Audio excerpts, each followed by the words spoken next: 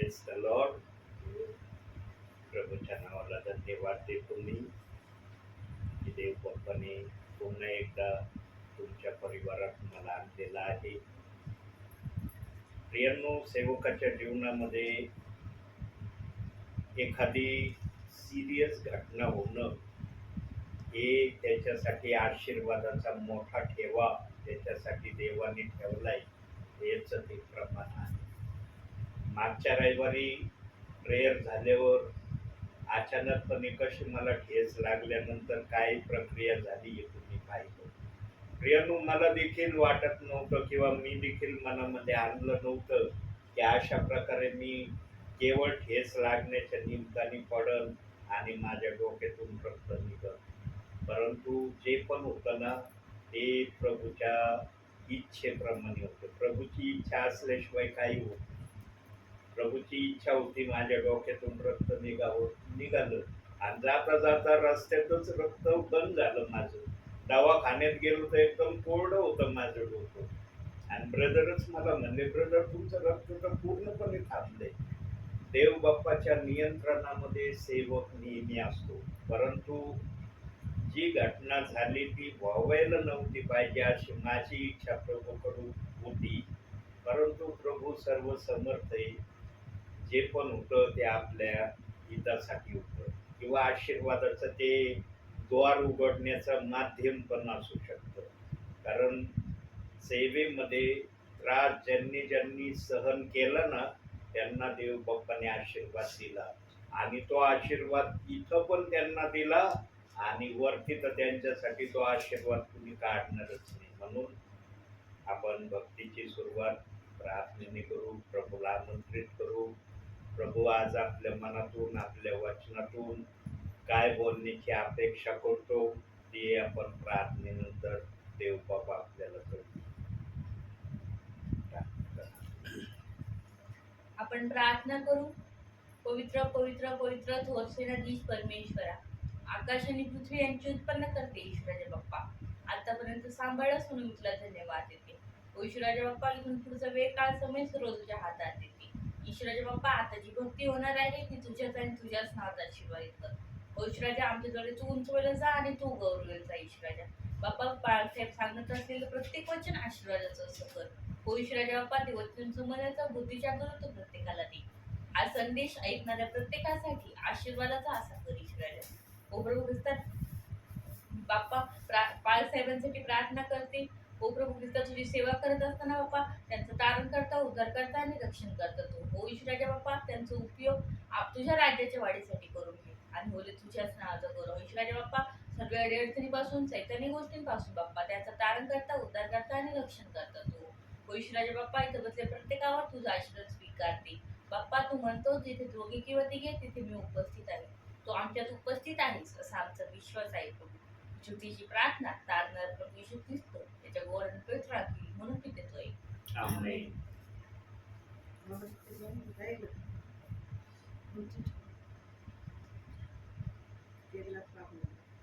एक गीत गाऊया आज आपण. एकच गीत गाऊया.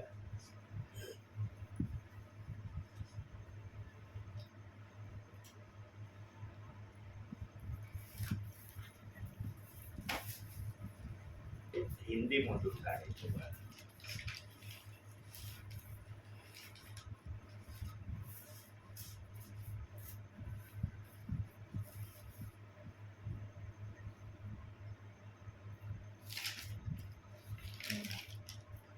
त्याला एकर नको की तू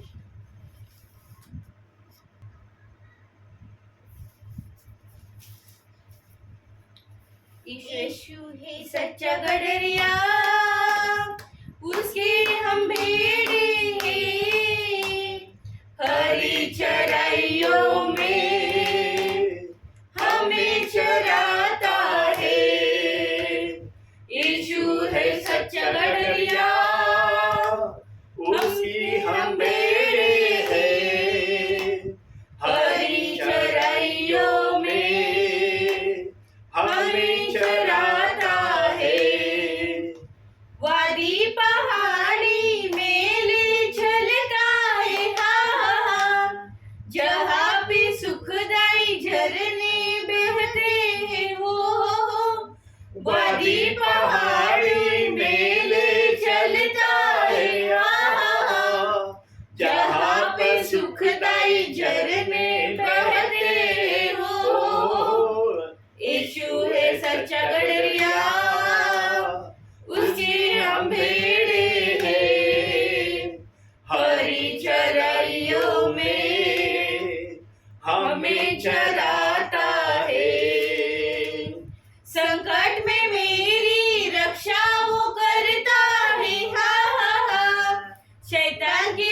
हाथों से हमें छुड़ाता है, हो।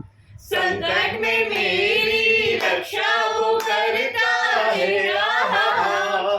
शैतान के हाथों से हमें छुड़ाता है, हो। यीशु है सच्चा गडरिया, उसके हम बेड़े हैं। हरी चराइयों में हमें चराता है।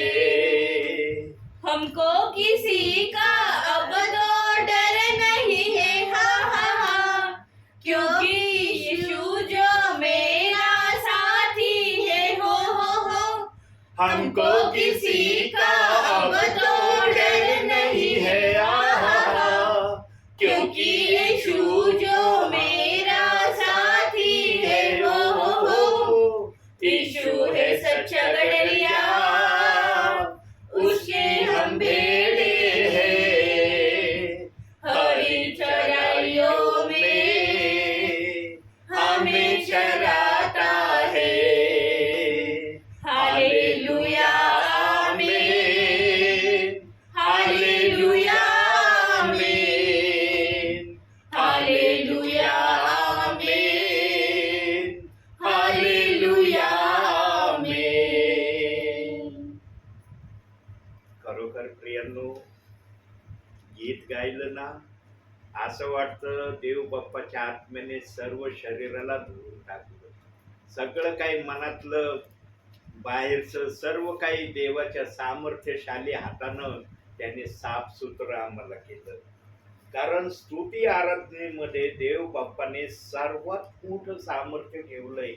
म्हणून काही सेवक, काही गीत गाणारे घंटोना घंटे गीतांमध्ये आणि स्तुती आराधनेमध्ये देव बाप्पाला उंच करतात. प्रियांनो, ज्यांना स्तुती आराधनेचं महत्व देवाच्या आत्म्याने समजू दिलं आहे ना, ते स्तुती आराधना केल्याशिवाय कदापि राहत नाही. बघा, ओपन मीटिंग जिथं पण असतात त्यावेळेला सुरुवातीला स्तुती आराधने करता 1 ते 1.5 घंट्याचा वेळ दिला जातो आणि त्या वेळेमध्ये जे पण गाणारे सिंगर असतात ते आत्म्याच्या प्रेरणेने आणि खरेपणाने देव बाप्पाला स्तुतीचा यज्ञ गीताच्या माध्यमातून आणि आराधनेच्या माध्यमातून देव बाप्पाला सादर करतात. आणि जे कुणी ते ऐकणारे आहेत ते अतिशय आशीर्वादित होतात. जे आत्म्याने आलेले असतात त्यांना आशीर्वाद मिळाल्याशिवाय राहत नाही.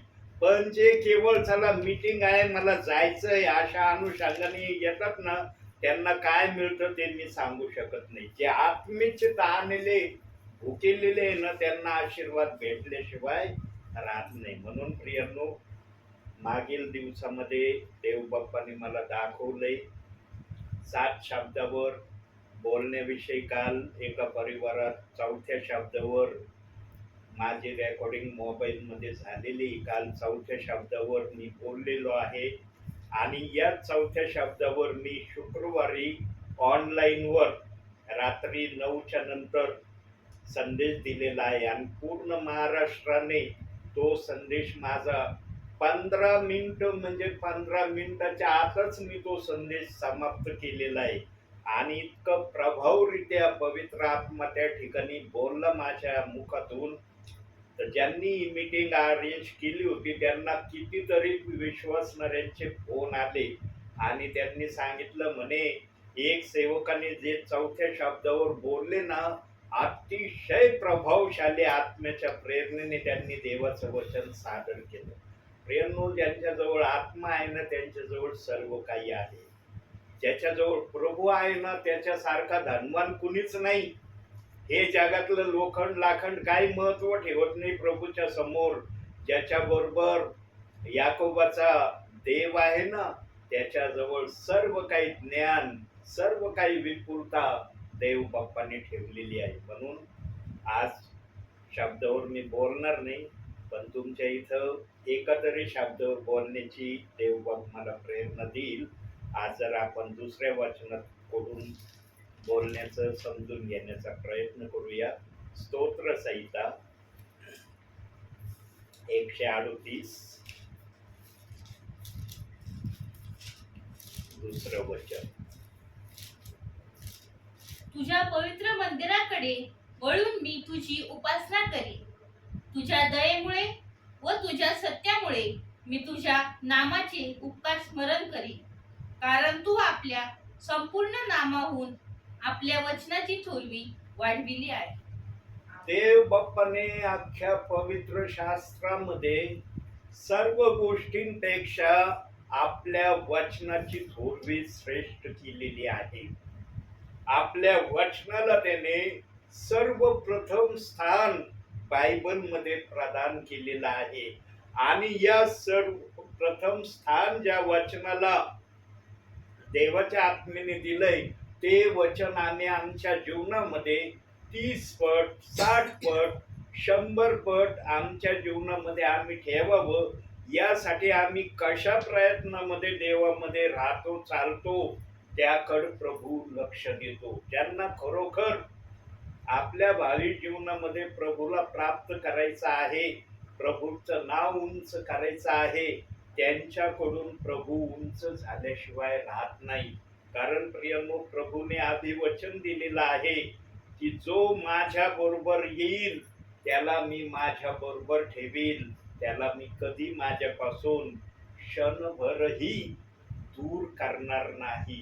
प्रियनो, आमच्या मनामध्ये नेहमी देवाला आम्ही कसं प्रसन्न करू, देव आमच्या संगती सतत आहे याचं प्रमाण आमच्या जीवनामध्ये आम्ही कसं प्राप्त करून घेऊ, या ध्यासामध्ये जर आम्ही आमच्या ख्रिस्ती जीवनाला प्रभू समक्ष ठेवलं ना प्रियांनो, तर प्रभू विश्वसनीय देव आहे. आणि त्याने वचनात सांगितलंय की मी विश्वसनीय देव आहे. तो आम्हाला कधी दगा देणार नाही, धोका देणार नाही, आमची संगती तो सोडणार नाही. म्हणून मोशेने नेहमी त्याला जी जबाबदारी दिली होती इस्रायली लोकांना कनान देशापर्यंत नेण्यापर्यंतची, त्या जबाबदारीकडे मोशेने सर्वदा लक्ष दिलं. हा तो आपल्या सेवा कार्यामध्ये एकदा चुकला, परंतु एकदा चुकल्यानंतर मोशे पुन्हा कधी देवाच्या समक्षतेमध्ये दुसऱ्यांदा चुकीमध्ये आढळलेला नाही. एक चूक त्याच्या पण भावी जीवनामध्ये झाली. कारण मनुष्याच्या डोक्यामध्ये टेन्शन आलं ना प्रियांनो, टेन्शन असं एक माध्यम आहे की हे टेन्शन आम्हाला देवाच्या संगतीपासून सुद्धा विभक्त करण्यास कधी कधी समर्थ होतं. बघा, एवढा प्रभूच्या सानिध्यामध्ये, एवढा नम्रतेमध्ये मोशे चालणारा, पण मरीबा या ठिकाणी मोशे देखील इतक्या टेन्शन मध्ये आला, इतका मनस्तापामध्ये तो गेला की त्याला देखील त्या इस्रायली लोकांच्या त्या मनस्तापामुळं कळलं नाही की जी काठी मला परमेश्वराने दिलेली आहे हिचा एकदाच उपयोग मला करण्याची आज्ञा आहे, पण त्या ठिकाणी त्या काठीचा त्याने 2 वेळेस उपयोग केला. एक वेळेस खडकावर आदळण्याचा आदेश असताना त्याने 2 वेळेस खडकावर ती काठी आदळली आणि प्रभूच्या नेत्राने मोशेच्या हाताकडे पाहिलं की अरे माझ्या दासाने माझी आज्ञा केली. म्हणून मोशेला सुद्धा कनान देशामध्ये जाता आलं नाही, पण मोशेला कनान देश हा डोंगरावरून प्रभूने दाखवला, असं निर्गमाच्या 33व्या अध्यायामध्ये आम्हाला वाचायला मिळतं. प्रियांनो, प्रभू परमेश्वराजवळ दुधाचं दूध आणि पाण्याचं पाणी आहे. देवाच्या समक्षतेमध्ये पक्षपात नाही, तो पक्षपात करणारा नाही, तो कोणाचा अन्याय करणारा देव नाही. आम्ही जर नम्रतेने प्रभूमध्ये चालण्याचा प्रयत्न करू ना, तर देव बाप आम्हाला कितीतरी अधिकतेप्रमाणे सहाय्यता करण्यास आजही समर्थ आहे. आणि मोशेने आपल्या भावी काळामध्ये जे पण केलं ना, ते प्रभूला आवडणारं केलं. फक्त एक ठिकाणी मरीबा या ठिकाणचं मोशेचं जर वागणं वगळलं ना, तर अख्ख्या इस्रायली लोकांना त्याने मिसर देशापासून कनान देशापर्यंत नेण्यापर्यंत तो विश्वासाने, नम्रतेने त्यांना कनान देशापर्यंत घेऊन जाणारा बनला. फक्त एका ठिकाणी त्याच्याकडून मिस्टेक झाली आणि एवढ्या मोठ्या नम्र सेवकाकडून जर मिस्टेक होऊ शकते तर ती मिस्टेक या गोष्टीचा प्रमाण आहे आमच्यासाठी की आम्ही पण आमच्या भावी सेवा क्षेत्रामध्ये सेवकाईमध्ये देवाला न आवडणाऱ्या गोष्टीकड आमचं पण जाणं एकदा का होईना होईल त्याचं ते दर्शक आहे. यानो इतका महान मोशे समोरासमोर प्रभू परमेश्वर त्याच्याशी बोलायचा, जसा मित्र मित्राशी बोलतो त्याप्रमाणे मोशे बरोबर प्रभू परमेश्वर बोलणारा होता. त्याच्याकडून जर मिस्टेक झाली, आम्ही तर मोशे नंतरचे आलेले सेवकगण आहोत, आमच्याकडून मिस्टेका होतील हे देव बाप जाणतो. परंतु आमच्या मिस्टेकवर वचनाप्रमाणे बघूया, जरा वचनाचा आदर घेऊ आपण. स्तोत्र संहिता 32 अध्याय 1 आणि 2. बघा आमच्या ज्या मिस्टेक आहे त्याच्यावर काय करतो प्रभू. ज्याच्या अपराधाची क्षमा झाली आहे, त्याच्या पापांवर पांघरून घातले आहे, तो धन्य. ज्याच्या हिशेबी परमेश्वर अनितीचा दोष लावित नाही व ज्याच्या मनात कपट नाही, तो मनुष्य धन्य. आमचे अपराध, आमच्या सगळ्या गोष्टी देव बाप क्षमा करतो, त्या जमेस धरत नाही. आज कोण असा आहे पृथ्वीच्या पाठीवर प्रियांनो की ज्याच्याकडून प्रभू मध्ये असताना पाप होत नाही? कोणालाही आज म्हणता येणार नाही की 24 तासामध्ये माझ्याकडून एखादं का होईना पाप मी करत नाही. जे नकळत होणारे पाप आहेत त्याच्याकडे प्रभू कधी लक्ष देत नाही. पण ज्या गोष्टीचं पाप आहे या आमची बुद्धी आम्हाला स्मरण करून देते आणि ते स्मरण करून देऊनही आम्ही जर पाप करतो तर त्या पापाला देव बाप आमच्या नावे ठेवीत नाही, तो आमच्या या पापावर पांघरून घालतो. त्याने पांघरून घालण्याची प्रक्रिया ठेवली म्हणून आम्ही सेवा करतो. त्याने जर आमच्या पापावर पांघरून घालण्याची प्रक्रिया ठेवली नसती ना प्रियांनो, तर आम्ही पण सेवकाईमध्ये राहिलो असतो किंवा नाही हे आम्हाला पण सांगता आलं नसतं. कारण देव बाप्पाला आपलं गौरव करून घेण्याचं कळतं प्रियांनो, कारण त्याचं मन आमच्या मनापेक्षा थोर आहे. त्याच्या मनाला कळतं की माझं गौरव माझ्या दासांकडून करून घेण्यासाठी मला कोणत्या प्रक्रिया करणं गरजेचं आहे. प्रियांनो, सर्वांना शिकवणारे आहेत पण प्रभूला शिकवणारं कुणी नाही. प्रभू स्वतः सर्व काही सर्व गोष्टीचा मालक आहे, म्हणून प्रभूला कुणी अधिकारी नाही. तो मनाचा मालक आहे, त्याच्या इच्छेस येईल त्या गोष्टी तो होऊ देतो. मागच्या रविवारी जी घटना झाली त्या घटनेवरून समजून घ्या प्रियांनो, देव बाप्पाच्या मनामध्ये जर ती घटना होऊ नये असं जर देव बाप्पाने ठरवलं असतं ना, तर मला किती भयानक ठेस लागू द्या, मला काही एक झालं नसतं. पण देव बाप कधी कधी सेवकाला पण काही गोष्टीची जाणीव होऊ देतो. त्याच्या मनामध्ये काय असतं त्या गोष्टीविषयी ते आपल्याला तो कळू देत नाही. पण जेव्हा आम्ही सेवेमध्ये या गोष्टींना चालण्याच्या द्वारे कृतीच्या द्वारे सादर करण्याचा जेव्हा प्रयास करतो तेव्हा देवबाप समजून घेतो की एखादी घटना एखाद्यावर आली त्याचं कारण काय आहे. आणि सर्वात जास्त कल देवबाप्पाचा कोणत्या गोष्टीकडे असतो, अशी जर घटना एखाद्याच्या जीवनात झाली ते समजून घ्यायचं की त्यांच्यासाठी देवबाप आशीर्वादाचे दरवाजे उघडीत आहे. म्हणतात ना, जळ खाल्ल्याशिवाय फळ मिळत नाही. जळ खावा लागते प्रियांनो, मग ती जळ कशी असो त्या जळीमध्ये देव बाप्पाने फळ ठेवलेलं आहे. फक्त आम्ही प्रतीक्षा करणं हे आमचं आद्य कर्तव्य आम्ही प्रभूमध्ये राहून समजून घेतलं पाहिजे. प्रियांनो, अंतिम समयाच्या अगदी शेवटच्या घटकेवर आम्ही येऊन थांबलेलो आहोत. अशा काही भयानक घटना, असे काही भयानक पेच प्रसंग येणार आहेत प्रियांनो, की त्या पेच प्रसंगाला पाहून काही जण भयभीत होणार आहेत. आज कोणी सोनं लोक रस्त्यावर फेकतय का? बघितलं का कोणाला? हं?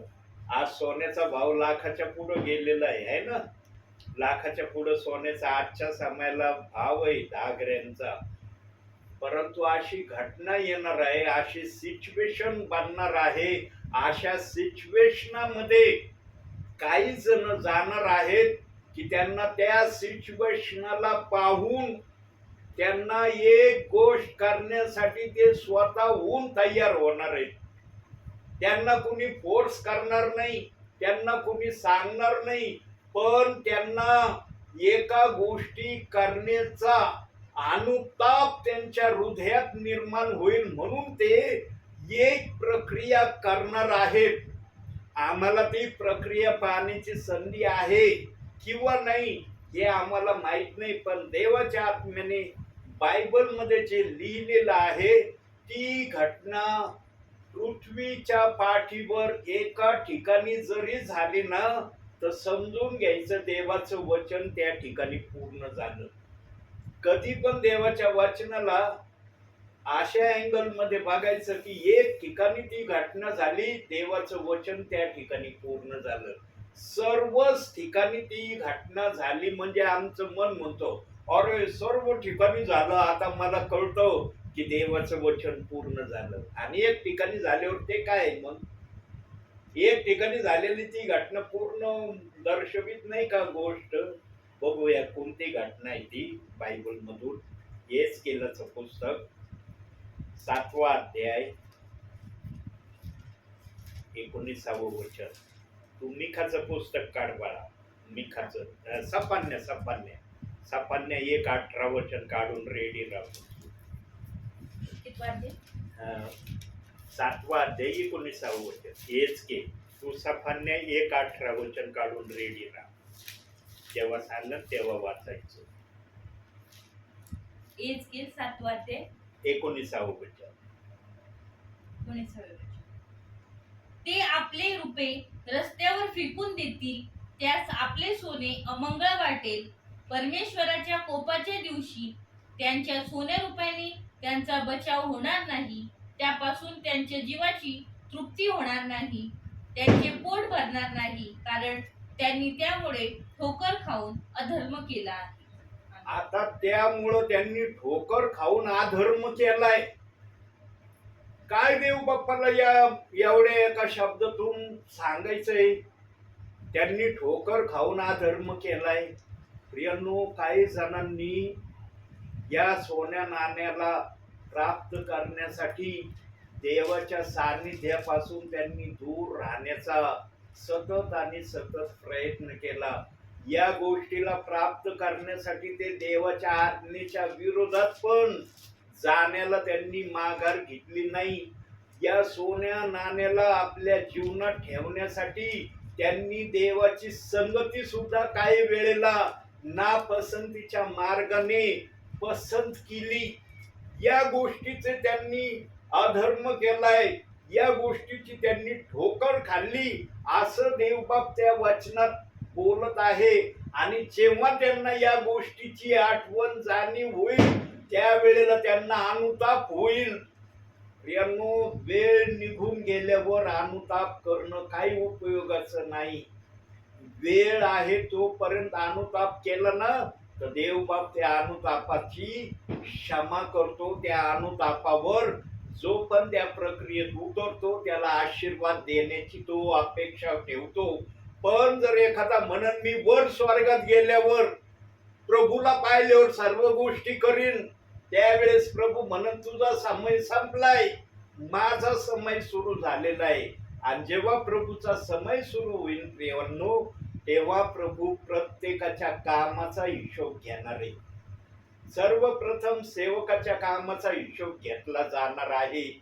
सेवकाने किती आत्म्याने खरेपणाने सेवा केली, किती चांगल्या रीतीने प्रभूला पसंत पडन अशा प्रकारे सेवा करण्यामध्ये तो राहिला, किती आदर सन्मान त्याने इतर सेवकांचा केला, आपल्या मंडळीचा जोपासणारा तो कशा प्रकारे देवासमोर सादर झाला, त्याने आपल्या मंडळीची काळजी कशी वाहिली, आपल्या मंडळीला सांभाळण्यासाठी त्याने किती स्वतःला झीज खाण्याचा त्याने प्रयास केला, या सर्व गोष्टी तपासल्या जाणार आहेत. आणि प्रियांनो, सेवकाचं सर्वात मोठं आद्य कर्तव्य असतं की आपल्या सेवकाईमध्ये इतर सेवकांचा आदर करणं. आज ही प्रक्रिया राहिली नाही बरं का. इतरांचा आदर करणं राहिलेलं नाही. काही जणांना तर इतर सेवक आज आपल्या जवळ नको आहे अशा प्रक्रियेत आहेत. बोलून दाखवायचं नाही पण कृतीने करून निघायचं, अशा प्रक्रिया पण आज जगाच्या पाठीवर चालल्यात. प्रियांनो, उत्तम मेंढपाळ सर्वांचा सांभाळ करणारा असतो, सर्वांना सामावून घेणारा असतो, तो भेदभाव करणारा नसतो, तो सर्वांना संधी देणारा असतो. कारण तो जाणतो प्रभूला सर्वांकडून गौरव हवं आहे. आज काहींच्या मंडळ्या तुटल्या, काहींच्या सेवकाईमध्ये आज दरार पडली. त्याला कारण काय प्रियांनो? जीवनामध्ये कधी कोणाची भावना प्रभूमध्ये असताना दुखवू नये, कधी कोणाच्या भावनेला ठेच पोचू नये.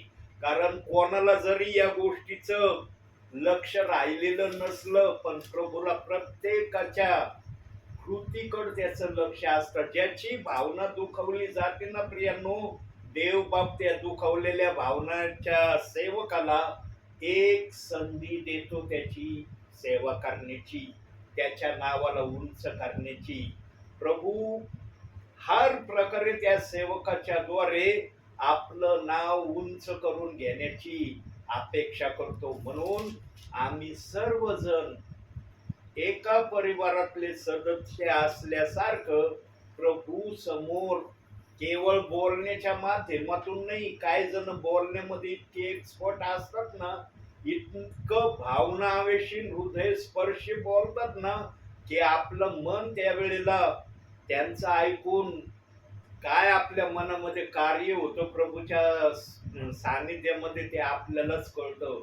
परंतु जेव्हा प्रभूच्या सानिध्यातून आम्ही विभक्त होतो ना, तेव्हा जे शब्द आम्ही ऐकलेले असतात ना, त्या शब्दाप्रमाणे काहींचं वर्तन दिसत नाही. प्रियांनो, बोलण्यामध्ये महत्व नाही, करण्यामध्ये महत्व आहे. म्हणून देवबाप्पाने एक शब्द ठेवलेला आहे, काढूया आपण. याकोबाचं पत्र 2 अध्याय 24 वचन. तू सफरने 2:1-8 वचनावर बोट ठेवून राहा. तुला जेव्हा सांगाल लगेच वाचायचं ते वचन. याकोबाचं पत्र 2 अध्याय 24 वचन. इब्रिकारांच्या पात्रानंतर.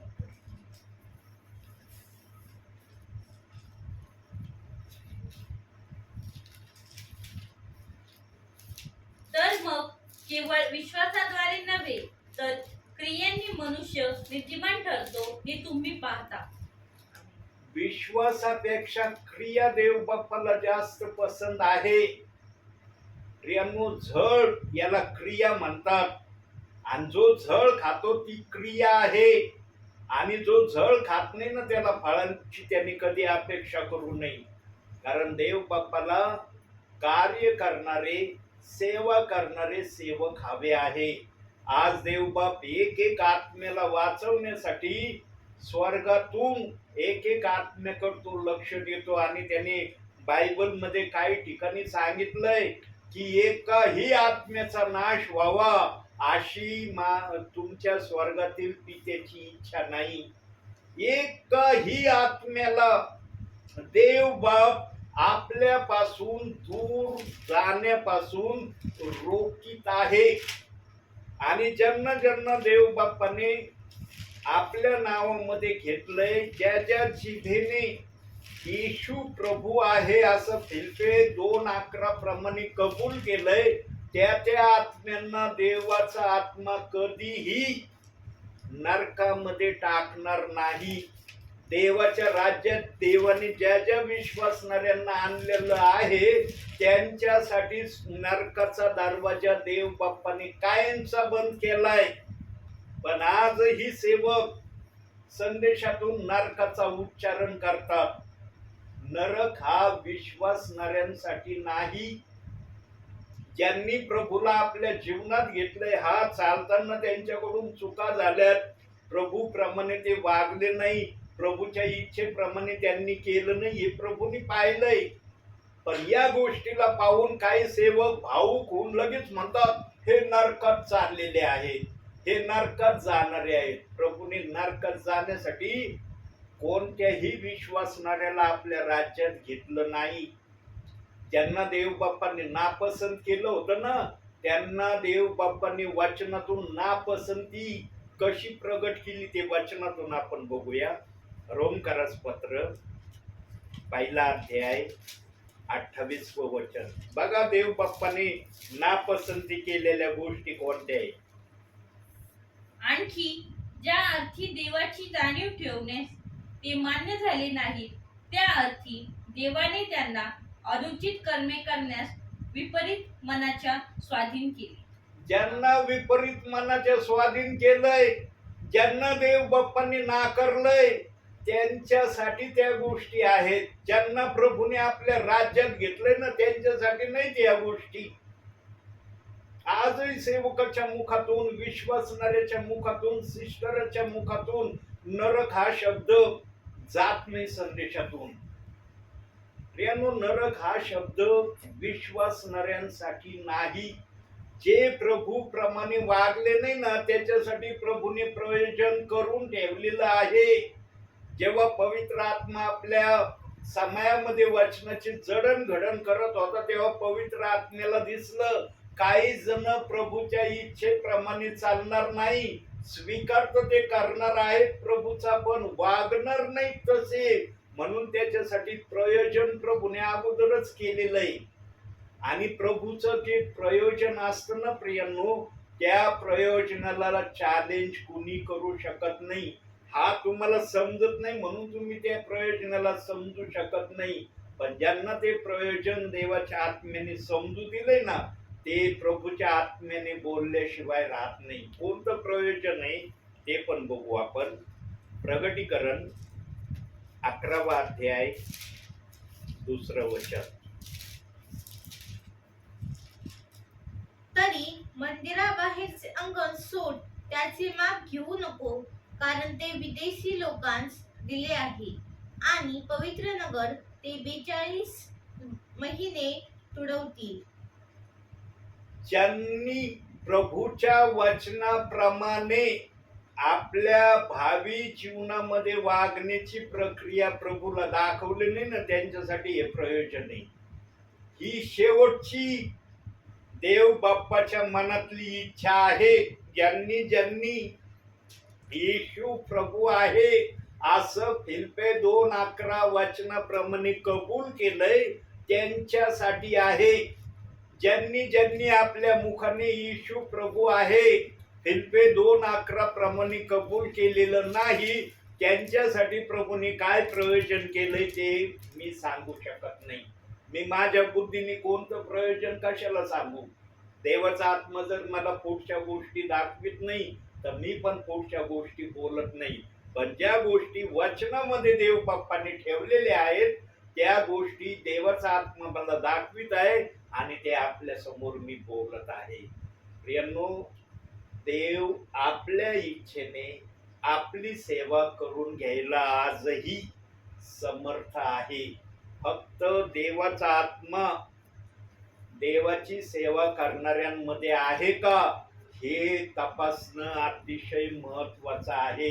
कारण बायबलच्या आत्म्याने सांगितलंय की काही जण देवाचा आत्मा नसतानाही सेवा करणार आहेत, देवाचं नाव घेणार आहेत, पण ती सेवा तशी नसणार आहे जशी आत्म्याची असते.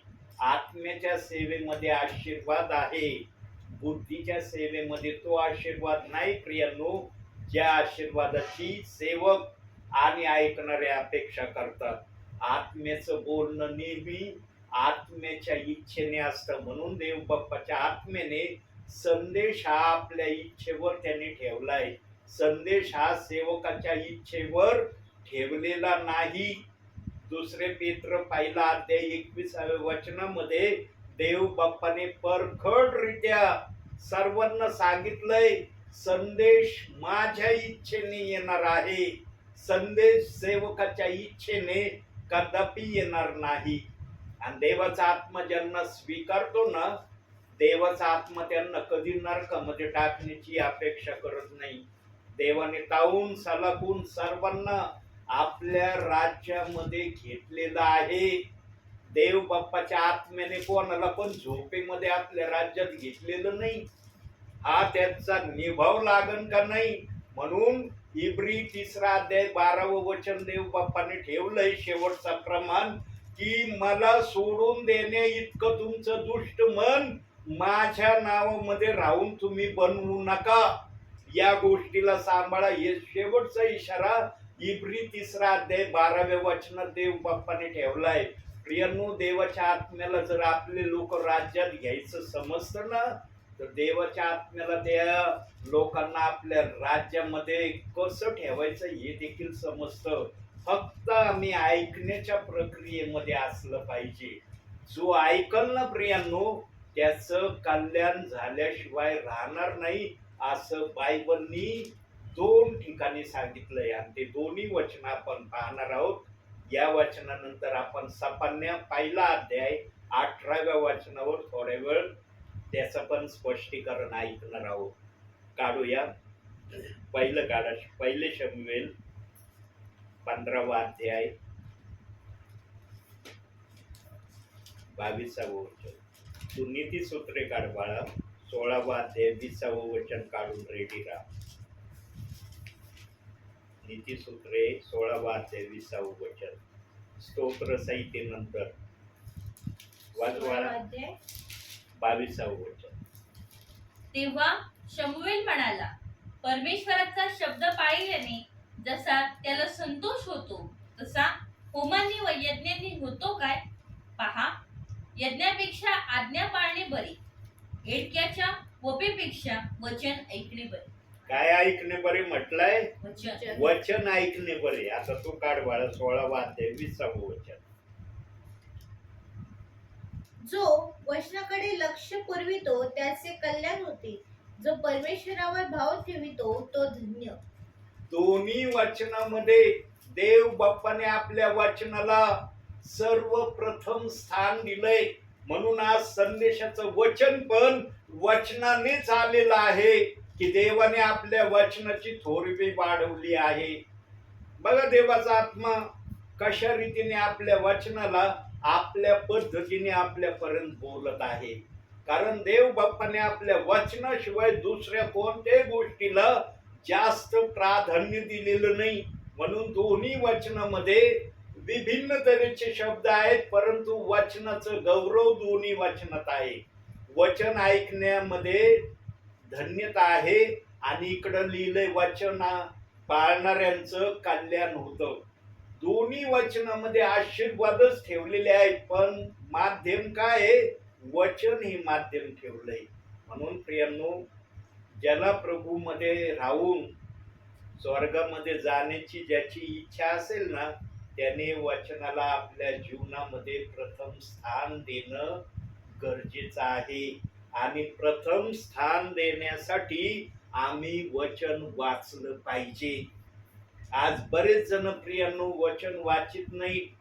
बरेच जणांचं आज वचनाकडे दुर्लक्ष होत चाललेलं आहे.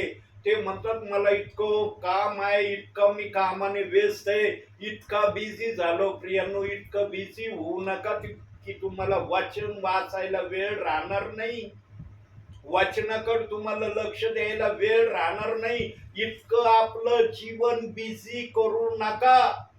देवाने असं जीवन करायला सांगितलेलंच नाही. म्हणून मोशेने यहोशुआला सांगितलं होतं की हा नियमशास्त्राचा ग्रंथ सदैव तुझ्या मुखात राहू दे, कारण तू राजा होणार आहेस. माझ्या नंतर तुला राजा पद मिळणार आहे. आणि राजा पद जर तुला प्रभूमध्ये टिकवायचं असलं तर नियमशास्त्राच्या ग्रंथाकडे तुझं लक्ष असलं पाहिजे. त्याच्यात जे सांगितलंय त्याप्रमाणे तुझं वागणं असलं पाहिजे, तर तुला इस्रायली लोकांचा सांभाळ करता येईल. इस्रायली लोकांचा राजा म्हणून इस्रायली लोक तुला ओळखतील. आणि यहोशुवाने ऐकलं म्हणून त्याने आपल्या भावी सेवा कार्यामध्ये सूर्याला आणि चंद्राला थांबवण्याचं त्याच्यामध्ये देवाने सामर्थ्य ठेवलं.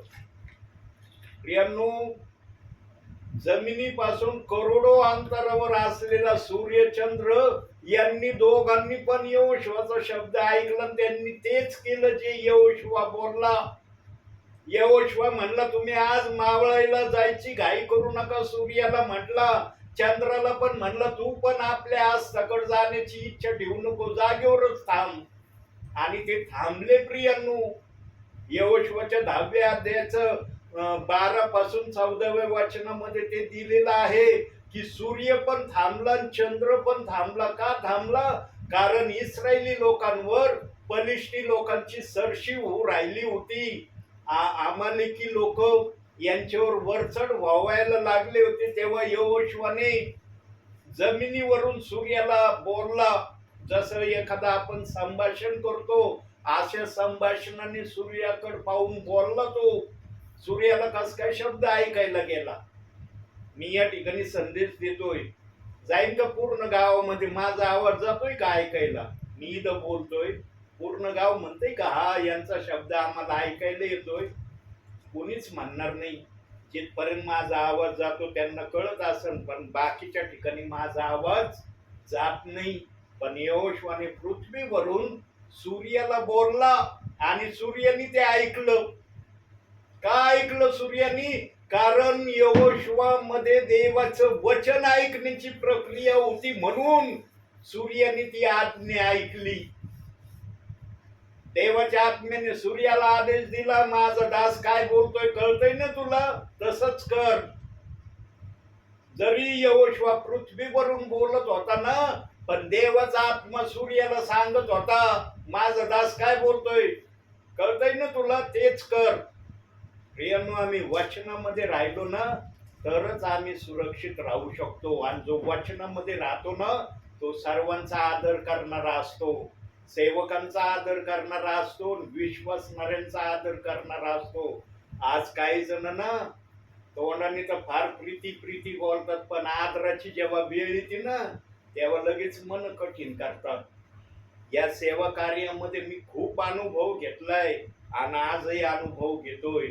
देव बाप्पांनी मला जे जे विश्वासणारे परिवार दिले ना, ते इतके सुंदर परिवार दिले की देव बाप त्या परिवाराकडे पाहून मला आदेश देतो, जा त्या ठिकाणी जा.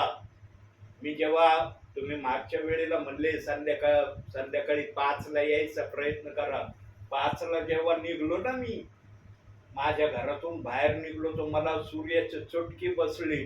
म्हणलं, देव बाप्पा मला 5 वाजले, सूर्याचे चटके बसले, जाऊ का अशा स्थितीत? देवाचा आत्मा म्हणला, माझी इच्छा नाही, तुझी इच्छा असली जा. म्हणलं, तुझी इच्छा नाही मी कशाला निघू? म्हणलं, तुझ्या गौरवासाठी मी आहे, माझ्या गौरवासाठी मी नाहीये. मला तुझं गौरव करायचं आहे, मला तुझ्या नावाखाली माझं गौरव नाही करायचं. लगेच मी म्हणलं, नाही, मला प्रभू दाखवी, त्या वेळेला जाईल. आणि देवाने मला नंतर दाखवलं जी वेळ आहे, ज्या वेळेमध्ये मला माझ्या लोकांशी बोलण्याची मी आशा करतो, त्या वेळेमध्ये तू जा, मी तुला सहाय्य करीन. सेवकाने नेहमी देवाचं ऐकावं. सेवकाने आपल्या मनाने काही करू नये. काही सेवक ना आज देवाच्या नावाखाली मनाने काही पण करू राहिलेत, कोणाच्या भावना दुखवू राहिलेत. कोणाच्या भावना दुखवणं इतकं सोपं नाहीये. याचा हिशोब वरती विचारला जाणार आहे की तू भावना कोणाच्या का दुखावल्या. तुला भावना दुखवण्यासाठी मी सांगितलं होतं दुखवू नको, पण तू दुखावल्या. का दुखावल्या?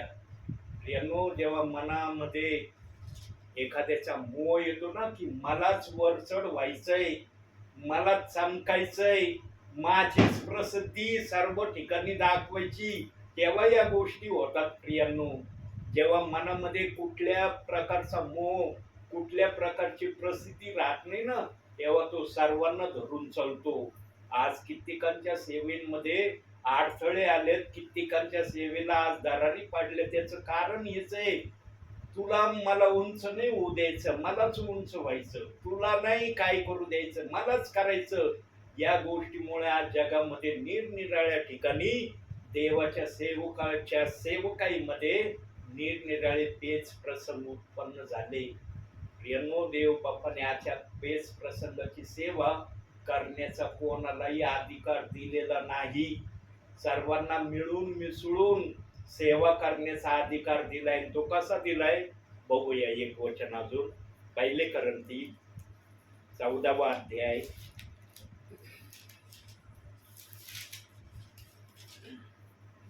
27वं वचन पहा. भाषा बोलायच्या तर बोलणारे दोघे किंवा फार तर तिघे असावे, अधिक नसावे, व त्यांनी पाळीपाळीने बोलावे आणि एकाने अर्थ सांगावा. अजून पुढे, परंतु अर्थ सांगणारा नसला तर त्याने मंडळीत गप्प राहावे, स्वतः बरोबर देवाबरोबर बोलावे. वाच बर, अजून वाच. 1-2 संदेश देणाऱ्या दोघांनी किंवा तिघांनी बोलावे आणि इतरांनी निर्णय करावा. तरी बसलेल्या इतरांपैकी कोणाला काही प्रगट झाले तर बोलणाऱ्याने लगेच उगेच राहावे. बस.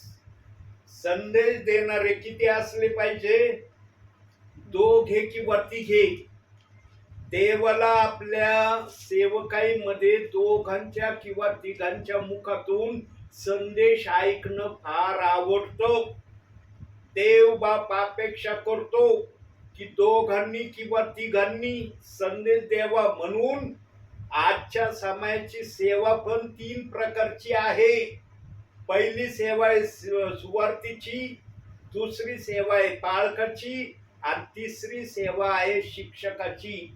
पण आज असं झालंय प्रियांनो, एखाद्याला जर एखादं कृपादान मिळालं ना, त्याला वाटतं हीच सर्व काही सेवा आहे. 3 प्रकारची सेवा देव बाप्पाला आजही आपल्या सेवकाकडून करून घेण्याची इच्छा देव बाप करतो. म्हणून तिथं सांगितलंय बोलणारे दोघे किंवा तिघे असावे आणि बाकीच्यांनी त्या बोलणाऱ्याचं परीक्षण करावं की यांनी कसं बोललंय, काय बोललंय. पण आज एखाद्याच्या संदेशाची टीका मात्र केली जाते. काही टीकेने त्या संदेशाला उच्चारिलं जातं. प्रियांनो, जे पण काही करतो ना, ते प्रभूच्या गौरवासाठी करतो. तो स्वतःच्या गौरवासाठी कधीच करत नाही. ज्याच्या मनामध्ये स्वतःच्या गौरवासाठी आहे ना, देवबाप त्याला नापसंत करतो. पण ज्याच्या हृदयात देवाच्या गौरवासाठी काही करण्याची अपेक्षा आहे ना, देवबाप त्याला करण्याची संधी देतो.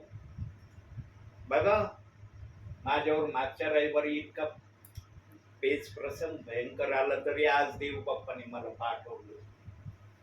प्रियांनो, देवाची सेवा देवाच्या योजनेने इच्छेने होते, आमच्या योजनेने इच्छेने होत नाही. म्हणून आता आपण सफन्या पहिला अध्याय 18वं वचन बघूया. वाच बाळा.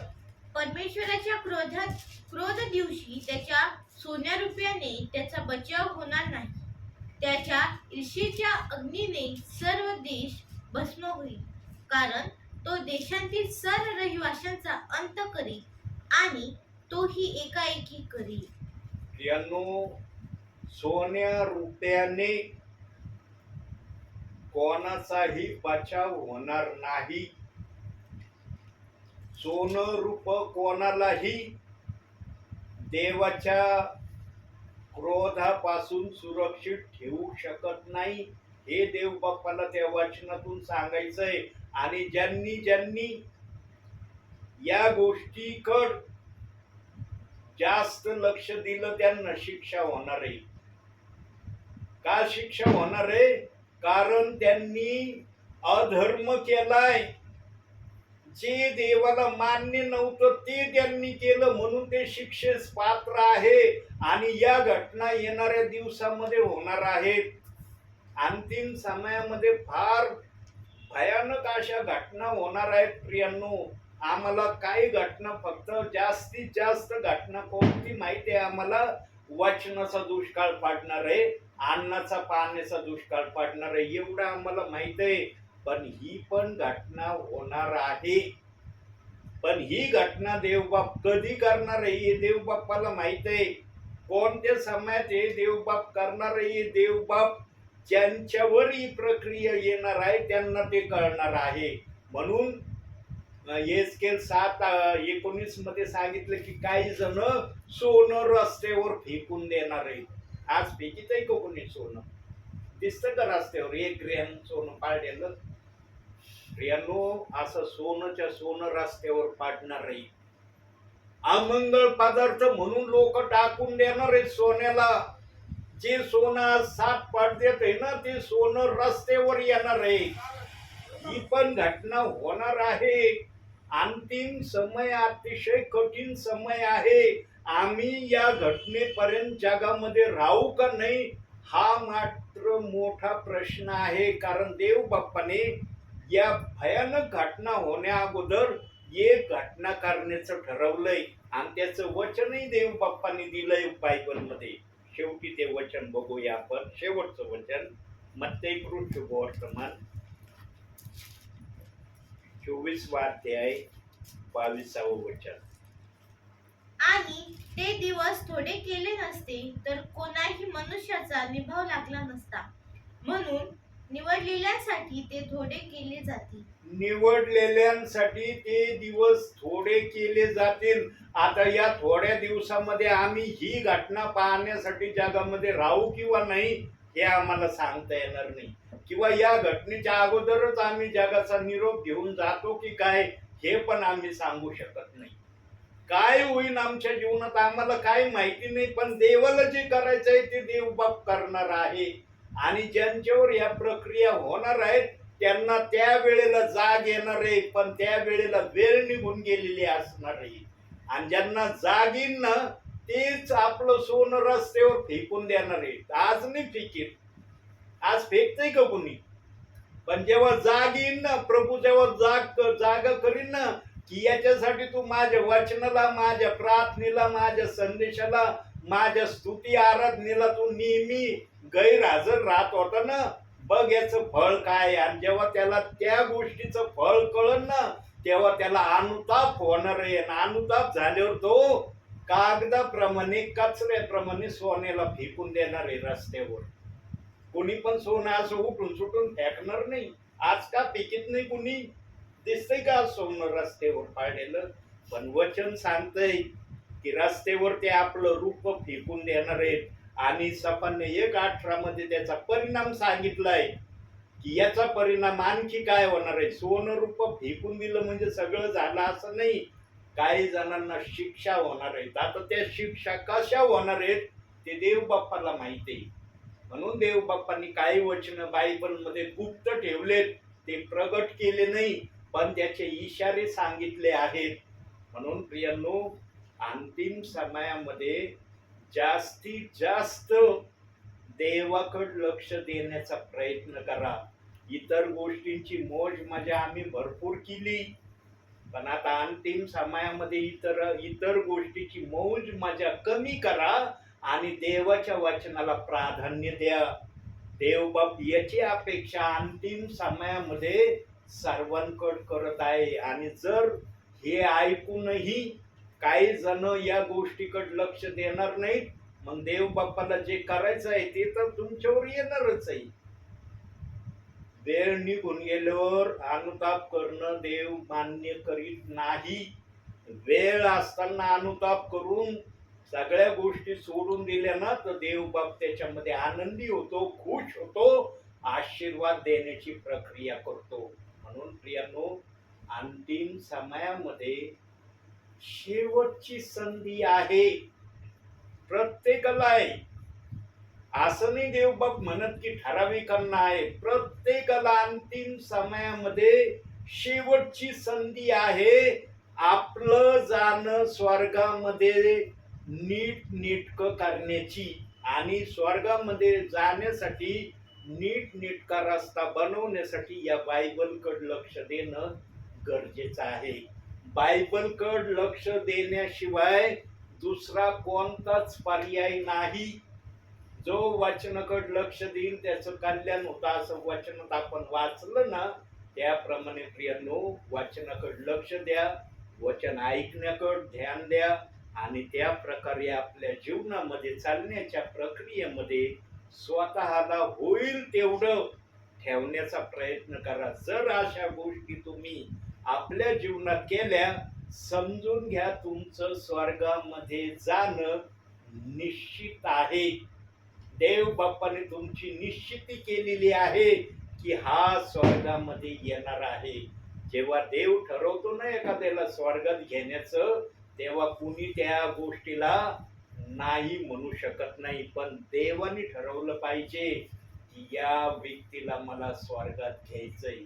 आणि याच अनुषंगाने देव बाप स्वर्गातून पृथ्वीकडं आज विश्वासणाऱ्यांकडं सेवकांकडे पाहता येईल. प्रत्येकाच्या कामाचा लेखाजोखा त्याच्या जीवनाच्या पुस्तकात अगदी काळजीपूर्वक देवबाप लिहित आहे आणि त्याच लेखाजोखाप्रमाणे प्रत्येकाचा हिशोब आणि न्याय होणार आहे.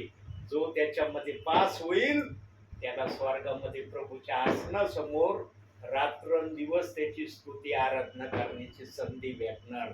जो नापास होईल त्यांना अंगणामध्ये जावं लागणार आहे. हे आहे देवाचं फायनल डिसिजन.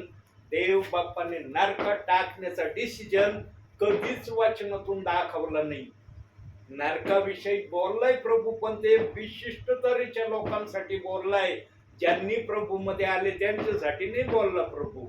म्हणून वचन ऐकणे आणि वचन समजणे या दोन गोष्टी नेहमी जे मी बोलतो ना, याच अनुषंगाने बोलतो. देवाचा आत्मा वचन समजावून सांगणार आहे. आम्ही केवळ वाचणारे आहोत. आमची बुद्धी आम्हाला जे सांगते ना आम्ही तसंच ठरवतो. अरे हे वचन असं आहे, पण देवाचा आत्मा म्हणतो नाही तसं. जशी तुझी बुद्धी सांगते तसं वचन नाही. माझा आत्मा सांगन या वचनाचा काय अर्थ आहे. म्हणून देवाच्या वचनाप्रमाणे आत्म्याच्या प्रयत्नाने चालण्यामध्ये स्वतःला नेहमी ठेवण्याचा प्रयत्न करा. म्हणून आजच्या या छोट्याशा संदेशातून देवबाप तुम्हाला आणि मला भरपूर आणि भरपूर आशीर्वाद देऊ. आमेन. डोळे बंद करा. काही सेकंद आपण शांत राहू, मग आपण प्रार्थनेमध्ये जाऊ.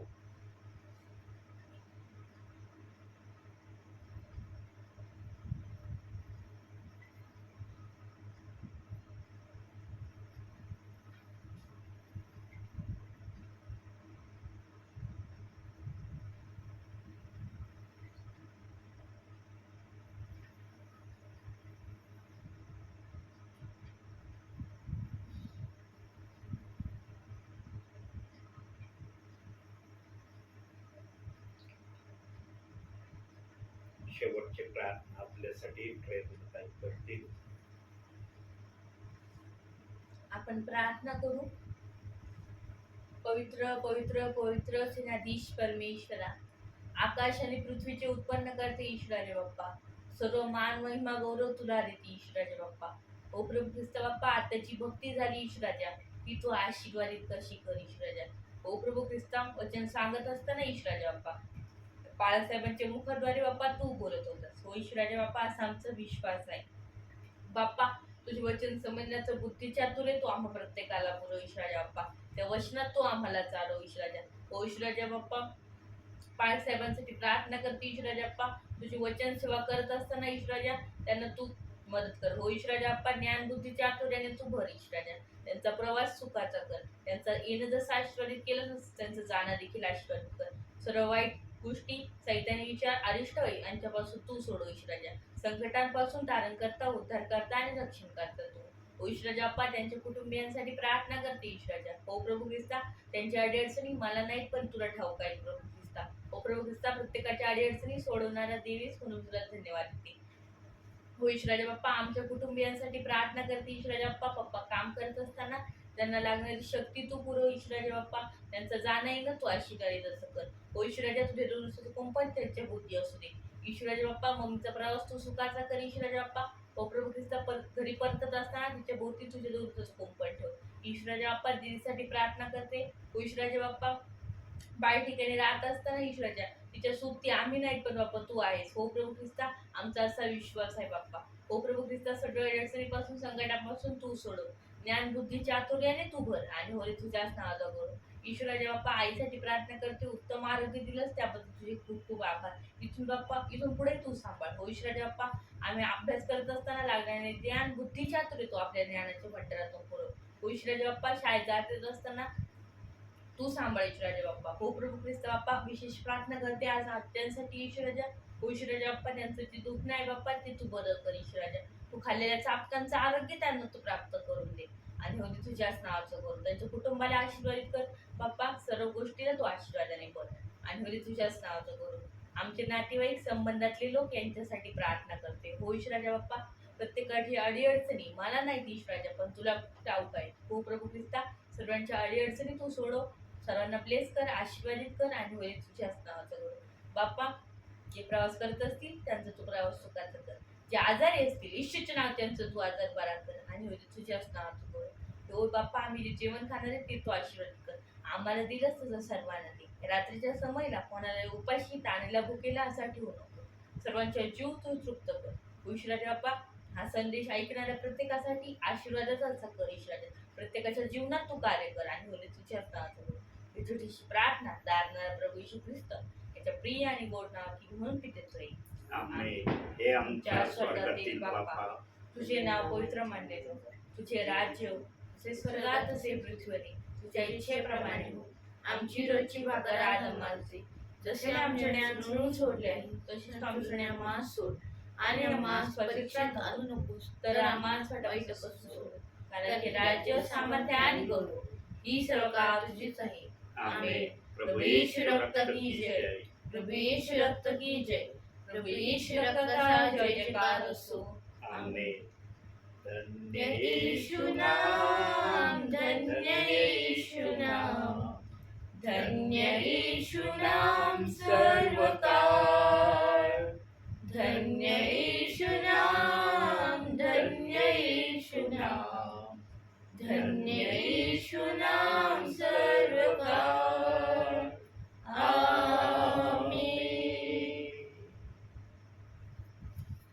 बंद कर बाळा.